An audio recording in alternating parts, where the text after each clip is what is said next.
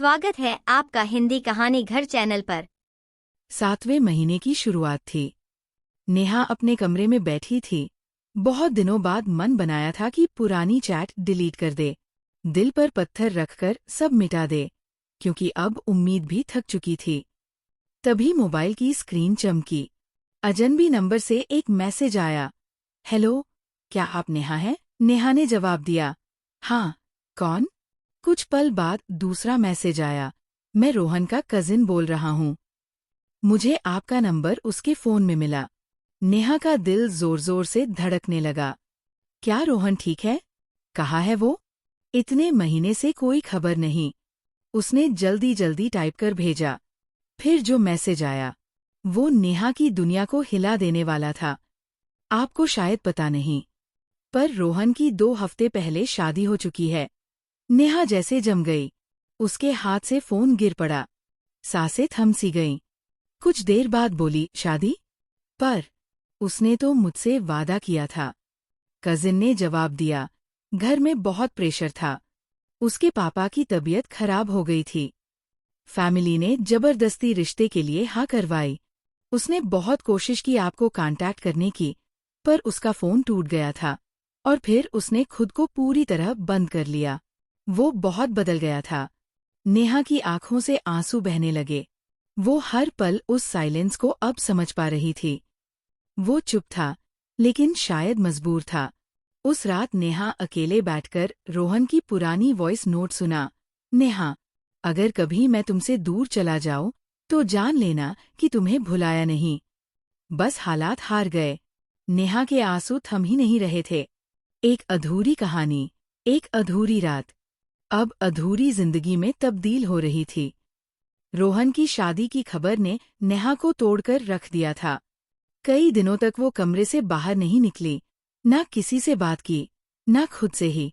वो दिन, जब उसे रोहन से पहली बार बस में मुलाकात हुई थी, वो रात, जिसमें वो एक दूसरे के इतने करीब आए थे, और वो वादा, जिसने उसे जिंदा रखा था, अब सब एक अधूरी किताब का पन्ना बन गया था।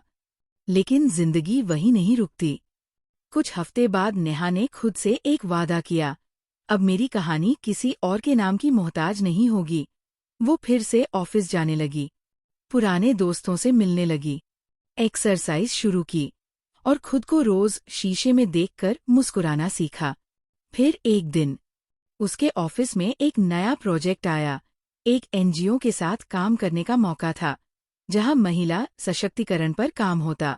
नेहा ने खुद से जुड़ी उस टूटी कहानी को ताकत बना लिया, और इस प्रोजेक्ट में दिल से जुट गई। वहां उसकी मुलाकात हुई आदित्य से, एक शांत, समझदार और संवेदनशील इंसान। ना ज्यादा बोलता था, ना ही दिखावा करता। बस जब मुस्कुराता, तो नेहा का मन थोड़ी देर को थम जाता। एक दिन प्रोजेक्ट के दौरान आदित्य ने नेहा से पूछा, तुम बहुत गहरी बातें करती हो। ऐसा लगता है जैसे बहुत कुछ सहा है तुमने। नेहा मुस्कुरा दी। कभी किसी से प्यार किया था, बहुत सच्चा, पर अब खुद से प्यार करना सीख रही हूँ। आदित्य ने झुककर उसकी आंखों में देखा और बस इतना कहा, खुद से प्यार करने वाली औरत सबसे खूबसूरत होती है। धीरे धीरे आदित्य और नेहा की मुलाकातें बढ़ने लगीं। कॉफी डेट्स, छोटे छोटे सफर, हंसी के पल और बिना कहे साथ चलने की आदत। पर इस बार नेहा ने दिल को बहुत सोच समझकर खुलने दिया। और एक दिन जब आदित्य ने उसका हाथ पकड़कर कहा, क्या मैं तुम्हारे अतीत का हिस्सा नहीं, तुम्हारा आज और कल बन सकता हूँ? नेहा की आंखों में आंसू थे, पर चेहरे पर मुस्कान भी। हाँ, मैं चाहती हूँ कि मेरा आज, कल और हर सुबह अब तुमसे शुरू हो। नेहा और आदित्य का साथ अब बस एक इत्तेफाक नहीं रहा था। वो अब एक दूसरे की रूह तक पहुंच चुके थे।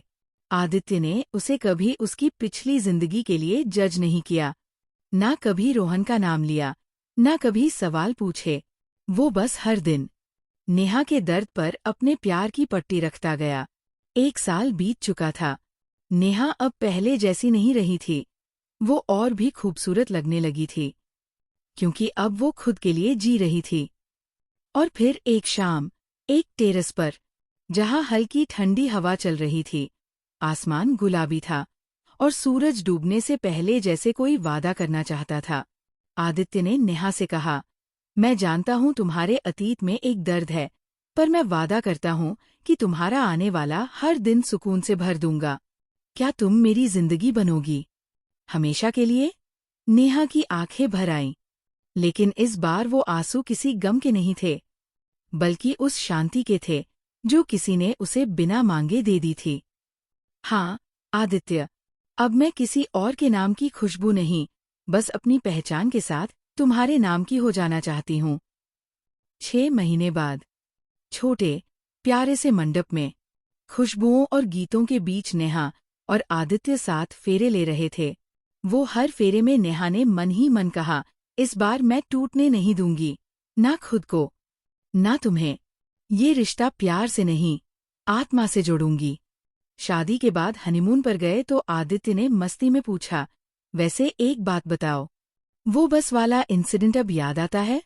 नेहा मुस्कुरा दी और बोली, हाँ, पर अब सिर्फ इसलिए याद आता है क्योंकि अगर वो रात नहीं होती तो तुम मेरी जिंदगी में कभी नहीं आते। और इस तरह नेहा की वो अधूरी कहानी अब एक नए नाम, एक नए प्यार और एक नई सुबह के साथ खूबसूरत तरीके से मुकम्मल हो गई। कहानी कैसी लगी? कमेंट में बताएं। अगर कहानी पसंद आई तो लाइक करें। चैनल पर नए हैं तो सब्सक्राइब करें। मिलते हैं अगली कहानी में। धन्यवाद।